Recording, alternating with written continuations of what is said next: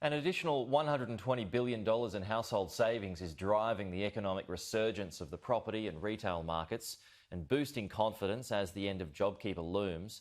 The Commonwealth Bank estimates Australians have put aside the equivalent to 6% of GDP during the final 3 quarters of 2020.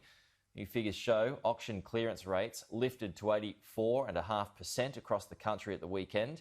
And Treasurer Josh Frydenberg is considering targeted support, including aviation industry grants and trainee employment incentives after JobKeeper ends this month.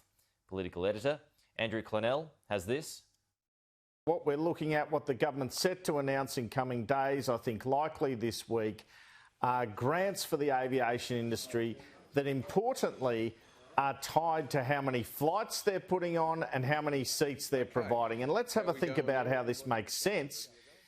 When the pandemic started, they gave $700 million to the aviation industry, followed by JobKeeper, I guess. But there was no guarantee that flights would continue to happen. You had a number of state border closures.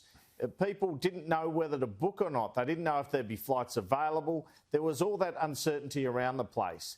On top of that, for those tourism businesses in places like North Queensland who've suffered from the international border closures, who are among those receiving the second tranche of JobKeeper, $15 billion, not the first tranche, $85 billion, because they continue to suffer even though there's no lockdowns, they'll have access to interest-free loans. Now, this will be something that's contested in terms of whether they shouldn't have some continuing support that's not loans. But the government has made the case it's got to think about the budget and the $1 trillion in debt at some point or another. Let's hear Josh Frydenberg.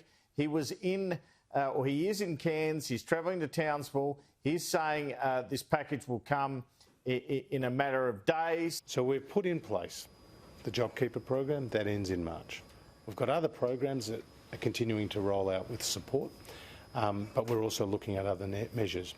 When exactly are we going to get the full details on this new program and what additional support businesses who are struggling after JobKeeper is withdrawn will be looking at?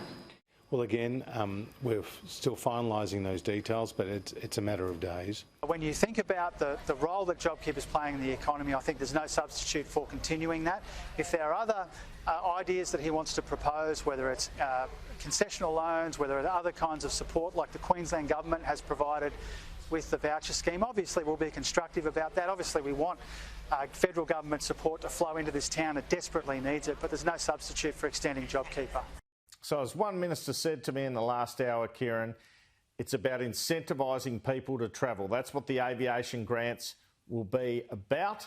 But you can see the political contest ahead. The Cairns Post this morning, upon Josh Frydenberg's arrival, had a front page saying, that's great that you're here, but what are you actually doing? But I don't think we'll have long to wait.